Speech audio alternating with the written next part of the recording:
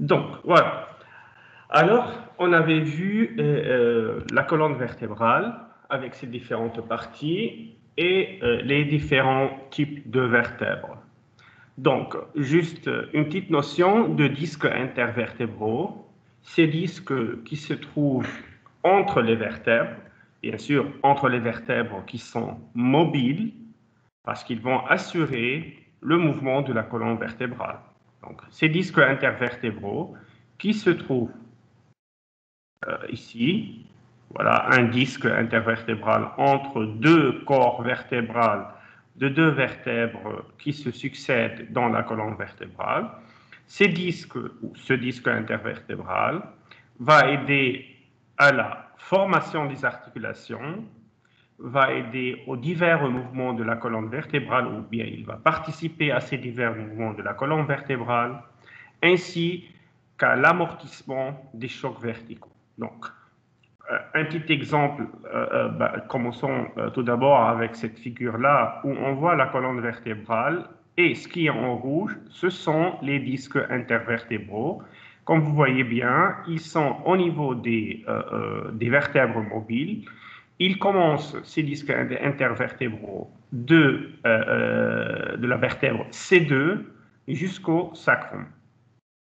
Donc, faire attention à la position de ces vertèbres dans la colonne vertébrale. Donc, comment ils fonctionnent ces disques intervertébraux? Normalement, donc, on ne va pas entrer dans les détails de leur structure. Juste que voici un disque intervertébral qui est en position normale, il n'est pas sous pression. Lorsqu'il est comprimé, donc lorsqu'il est sous pression, voilà comment il va aider à amortir la pression qui est exercée sur la colonne vertébrale et comment il change de forme. Donc, soumis à une compression, ces disques, comme on voit ici, vont s'aplatir. Ils étaient comme ça en position normale, ils vont s'aplatir. Voilà un disque qui s'aplatit et qui fait saillie autour de l'espace intervertébral. Donc, pourquoi on a parlé aussi de ces disques intervertébraux? C'est pour parler juste un petit mot d'une pathologie de la colonne vertébrale qui est l'hernie discale, ou ce qu'on appelle, avec le langage de tous les jours, comme disque. Donc, les disques intervertébraux qui normalement absorbent les chocs, ils vont être constamment comprimés suite à une pression que reçoit la colonne vertébrale. Ces disques intervertébraux peuvent avoir des lésions donc, au niveau de leur structure, ou bien ils peuvent s'affaiblir, ce qui va conduire donc à une rupture de l'anneau fibrocartilage ou l'anneau de fibrocartilage. Donc, ils possèdent des anneaux de fibrocartilage, ces disques intervertébraux, et c'est pourquoi donc ils vont amortir les chocs. Donc, avec l'âge ou suite à des accidents, il peut y avoir une rupture de l'anneau de fibrocartilage, et donc ce qui va conduire que une partie des structures de ce disque intervertébral, il va faire saillie vers l'extérieur. Donc, pourquoi on a mal? En fait, si vous regardez ici, on a déjà vu aussi une figure qui ressemble à celle-là. Là, on a deux disques deux vertèbres. Entre elles, le disque intervertébral. Voici un autre disque intervertébral. Ici, on a un disque intervertébral normal qui n'a pas de problème. Il ne fait pas saillie, donc il ne sort pas de sa position. Là, ce qu'on voit ici, au niveau des trous intervertébraux, on a ici un trou intervertébral d'où sort un nerf spinal. Donc, quand les produits de ces disques intervertébraux ou quand un disque intervertébral a des problèmes, donc il a une rupture de l'anneau fibrocartilagineux ou l'anneau de fibrocartilage, on a une partie de cet anneau qui va sortir, ou une partie de ces structures du disque intervertébral qui va sortir de sa position, comme ici, qui fait saillie vers l'extérieur. Donc, si on regarde d'en haut, voilà cette partie-là qui sort. En sortant ou en faisant saillie, cette partie va faire pression sur quoi? Sur le nerf qui se trouve à ce niveau-là. Donc, voilà une position normale. Et voilà la pression qui est exercée, ici en rouge. Donc, c'est ce qui va causer le mal qu'on peut avoir quand on a cette pathologie qui est l'hernie discale. Donc, ce mouvement va exercer, donc, ce mouvement, ce saillie va faire une pression sur les nerfs, un nerf spinal bien sûr, ce qui va provoquer une faiblesse localisée ou bien une douleur aiguë. Donc voilà rapidement une autre figure, donc position normale.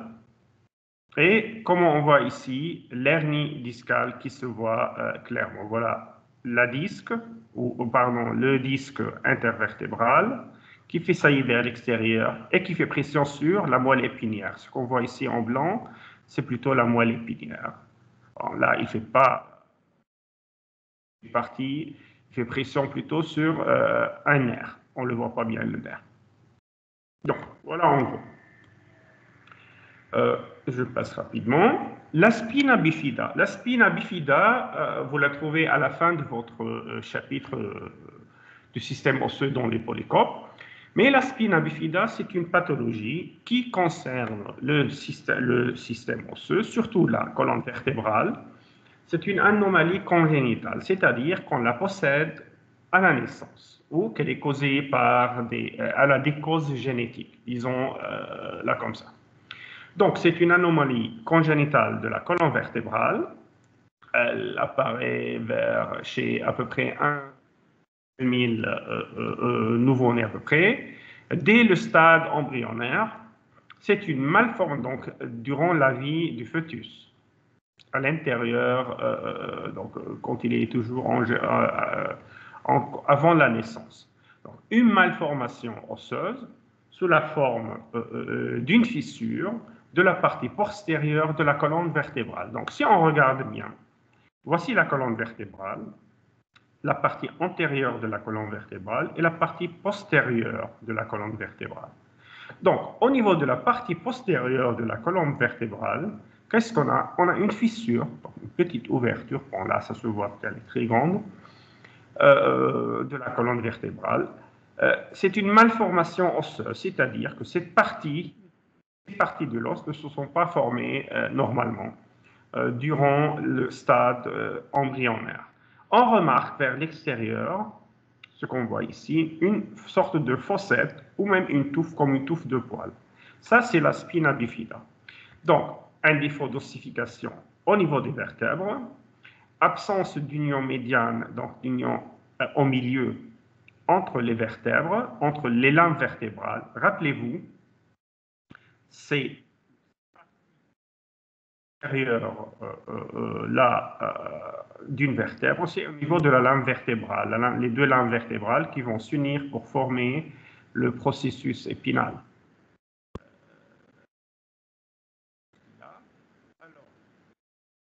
On a absence d'union médiane et donc les lames des vertèbres ne vont pas fusionner, ce qui va faire saillir, ou ce qui va provoquer une ouverture, d'où on aura cette de touffe qu'on voit à la naissance du nouveau-né. Donc, bien sûr, ça pourrait provoquer des problèmes fonctionnels, même la paralysie, mais donc, avec une petite opération, il est possible de traiter ce problème. Comme vous voyez là, on a la corde, la moelle épinière qui sort de sa position normale. Bon, voilà ce qu'il faut savoir de la spina bifida. On a vu donc la colonne vertébrale qui fait toujours partie du squelette axial, donc le squelette axial avec la tête osseuse. On a vu la colonne vertébrale et là, on va voir la cage thoracique.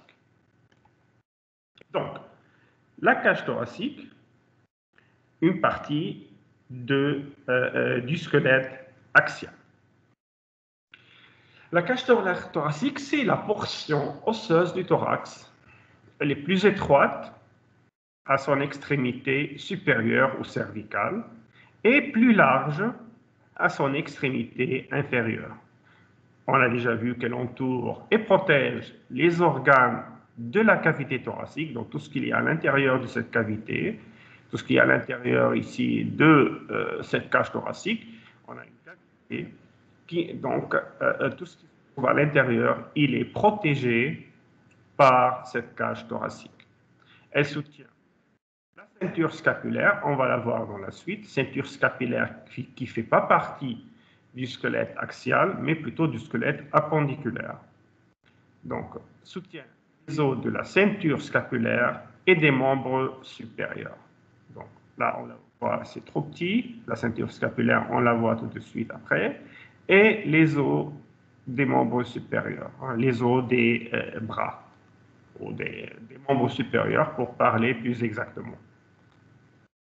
La cage thoracique, elle est formée du sternum, des cartilages costaux, 12 paires de côtes et aussi les corps des 12 vertèbres thoraciques. Rappelez-vous, on a parlé des vertèbres thoraciques, qu'elles servent de point d'attache, les voilà ici, les vertèbres thoraciques. Elles servent de point d'attache pour les côtes. Vous voyez ici les côtes. Donc, voilà la figure que vous avez dans votre polycope. Donc, on voit le sternum ici, le voilà ici en bleu. Donc, tout ce qui est en bleu ici, c'est la cage thoracique. On a le sternum, voilà, le sternum qui est divisé en 3 parties, le manubrium sternal, le plus supérieur. Ensuite, on a la partie médiane, la partie au milieu intermédiaire, le corps du sternum, et on a ensuite le processus xiphoïde. Donc, il faut savoir, il faut bien connaître ces parties du sternum. Sur la clavicule et scapula ne font pas partie de la cage thoracique, mais on les voit sur cette figure, donc on peut le nommer. On a ensuite les 12 côtes qui seront numérotées de 1 jusqu'à 12, 12 paires de côtes. 1, 2, 3, 4, 5, 6, 7, 8, 9, 10. Il y aura la 11e et la 12e, on ne les voit pas ici. Donc la 11e, la voilà, et la 2e, la voilà. La 2e qui est la côte, qui est la paire de côtes flottantes. On va voir pourquoi côte flottante. Bon, commençons par le sternum. Le sternum qui est un os plat et étroit. Donc voilà, le sternum qui est en rouge, il est situé sur la ligne médiane du corps. Donc, on sait bien maintenant qu'est-ce que ça veut dire la ligne médiane. La ligne médiane aussi de la paroi thoracique antérieure, donc de la partie antérieure du thorax ou de la cage thoracique. Il comprend le manubrium sternal, qui est la partie supérieure, le corps sternal ou corps du sternum, la partie moyenne qui est la plus volumineuse, qu'on voit ici, et le processus xiphoïde, qui est la partie la plus inférieure du sternum. Et c'est la partie, bien sûr, la plus petite. Et voilà, donc, on les voit bien dans cette figure, le sternum qui est en bleu. Pardon, juste une seconde. Ok, donc le sternum qui est en bleu, le manubrium, corps sternal et processus xiphoïde. Il faut faire attention au processus xiphoïde. Qu'il y a un risque durant la réanimation. Quand on fait la réanimation, on pousse au niveau de la cage thoracique. Donc, on risque de casser ce processus xiphoïde. Commençons par le processus xiphoïde. Le processus xiphoïde n'a aucun côte est attaché à ce processus. Pas de point d'attache pour les côtes. Par contre, il y a quelques qui seront attachés à ce processus xiphoïde. La partie donc supérieure du sternum, qui est le manubrium, c'est cette partie-là qui s'articule avec les clavicules de la ceinture scapulaire. Donc, si je reviens un peu en arrière, voilà, on les voit ici. Le manubrium, il s'articule avec cet os-là, qui est une clavicule. Ça, c'est la clavicule gauche et ça, c'est la clavicule droite. Donc, il s'articule avec les clavicules. Voilà, les clavicules de la ceinture scapulaire, qui ont comme point d'attache le manubrium du sternum. Donc, attention, la clavicule ne s'attache pas à la colonne vertébrale, non, mais plutôt à la cage thoracique, exactement au manubrium du sternum. Donc, voilà, le corps sternal, lui, pardon, le sternum avec sa partie supérieure, le manubrium, il s'articule avec les clavicules. On ne les voit pas sur cette figure, mais ils vont s'articuler ici, s'attacher à ce niveau-là. Et aussi s'articule avec, donc il est en contact avec la première et la deuxième paire de côtes. Les voilà, première, deuxième paire de côtes. Ensuite, le corps sternal. À ce corps sternal, on a de la deuxième, puisque la deuxième paire de côtes s'articule au milieu entre le manubrium et le corps sternal. Donc, au corps sternal, on a la deuxième paire de côtes, troisième, quatrième, cinquième, et même jusqu'à la 10e paire de côtes, même si ce n'est pas direct, mais on dit que de la deuxième paire de côtes jusqu'à la 10e paire de côtes, on a des articulations. Donc, on a une liaison entre ces paires de côtes avec le corps sternal et le processus xiphoïde. Il possède pas il ne s'articule pas avec les côtes. Donc, voilà, si vous voulez regarder là, on a une figure où montre bien la clavicule gauche qui s'articule avec le manubrium à ce niveau-là. Les côtes, donc, vous pouvez aussi les regarder ici ou sur cette figure-là que vous possédez. Donc, on a 12 paires de côtes. Voyons, regardons là. Ici, 12 paires des côtes. Donc, à l'exception de la première paire de côtes, toutes les autres vont s'articuler avec un seul corps vertébral, vertèbre thoracique. Donc, quand on parle des vertèbres thoraciques, les vertèbres thoraciques sont dans la partie postérieure de la cage thoracique. Donc, dans leur partie, ces paires de côtes, dans leur partie antérieure, ils vont s'articuler de la première jusqu'à la 10e. Ces paires de côtes vont s'articuler avec le sternum, les différentes parties du sternum, comme on vient de voir. Par contre, dans leur partie postérieure, donc de l'arrière, on voit ici quelques exemples seulement, ces paires de côtes vont s'articuler, ou chacune des côtes va s'articuler avec le corps d'une vertèbre thoracique. Alors, la première et de la dernière côte qui s'articulent avec un seul corps vertébral chacune. On regarde ici, clairement. Voilà. Une vertèbre. Voilà la 12e vertèbre thoracique. Comment je connais que c'est la 2e vertèbre thoracique? Parce qu'elle s'articule avec la 12e paire de côtes. Voilà, côte du côté droit et côte du côté gauche. 12e vertèbre thoracique. Ce qui vient après, c'est la vertèbre lombaire, L1.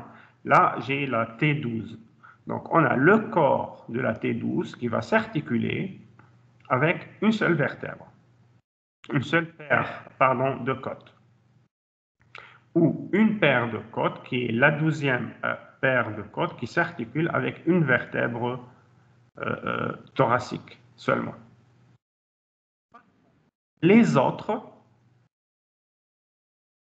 je regarde la 11e, la voilà ici, on ne la voit pas très clairement, mais la voilà, la 11e, même si je vais vers le haut, on va voir, donc ça ne se voit pas bien sur cette figure, mais il faut le savoir, les autres paires de côtes s'articulent avec deux vertèbres thoraciques, donc seront au milieu, entre deux vertèbres thoraciques, c'est-à-dire une partie de la vertèbre thoracique, disons plutôt la 10e ou la 10e paire de côtes, ou même la 11e paire de côtes, s'articule une partie avec cette vertèbre et une partie avec la vertèbre qui est en haut. Ça ne se voit pas clairement maintenant, mais je vais vous le montrer dans une figure après. Et ce sont juste donc la première paire de côtes. Voilà. Donc, bien sûr, on parle du côté postérieur. Première vertèbre thoracique, première paire de côtes. La première paire de côtes et la 12e paire de côtes qui vont s'articuler avec un seul corps de vertèbres thoraciques. Les autres, ils vont s'articuler avec 2 vertèbres thoraciques. À l'avant, on a vu que ces paires de côtes s'articulent avec les corps des vertèbres thoraciques. Par contre, dans leur partie antérieure, ils s'articulent avec le sternum à travers quoi? Ce qu'on voit ici en bleu, c'est du cartilage. On l'appelle cartilage costal ou cartilage des côtes.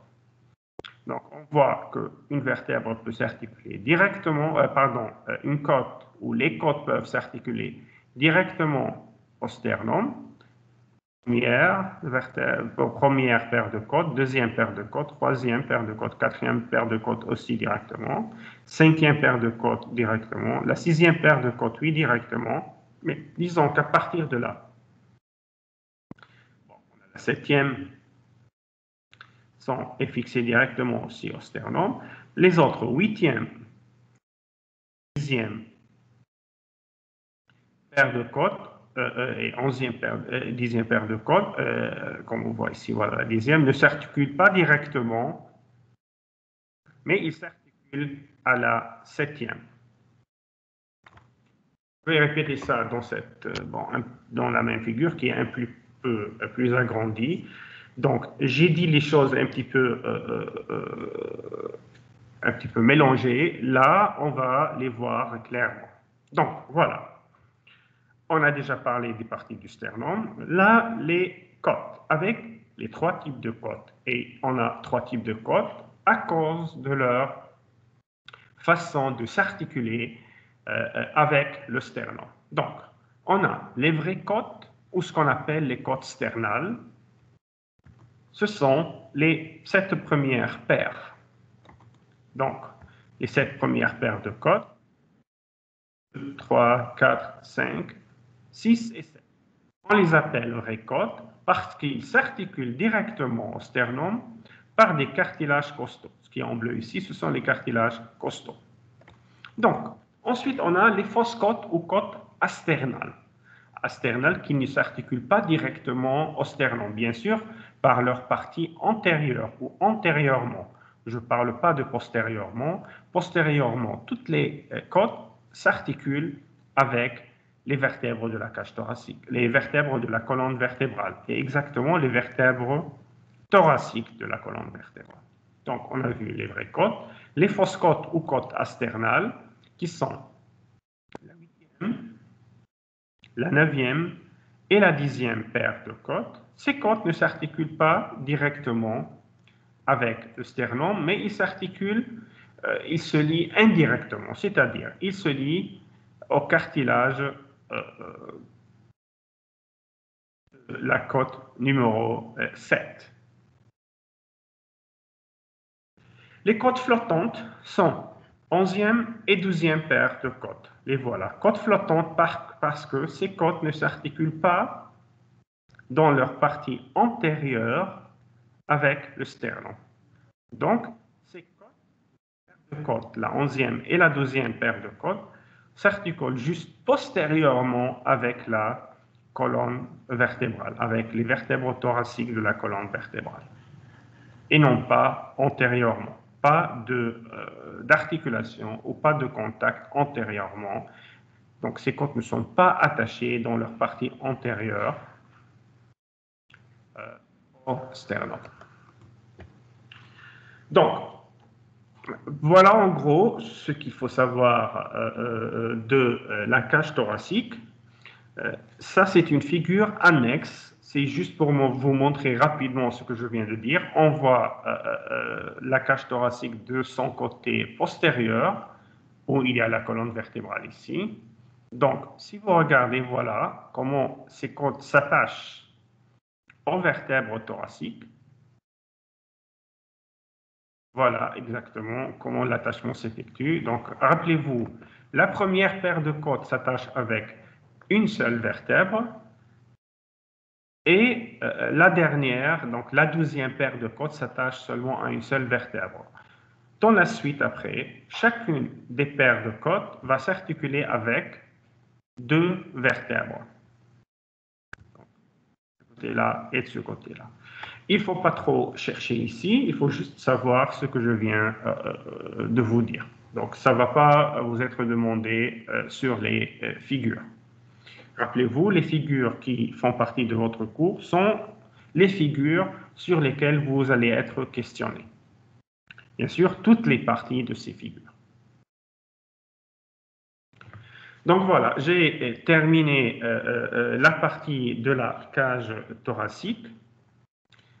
J'arrête l'enregistrement juste pour une seconde, comme ça je diminue le volume du vidéo.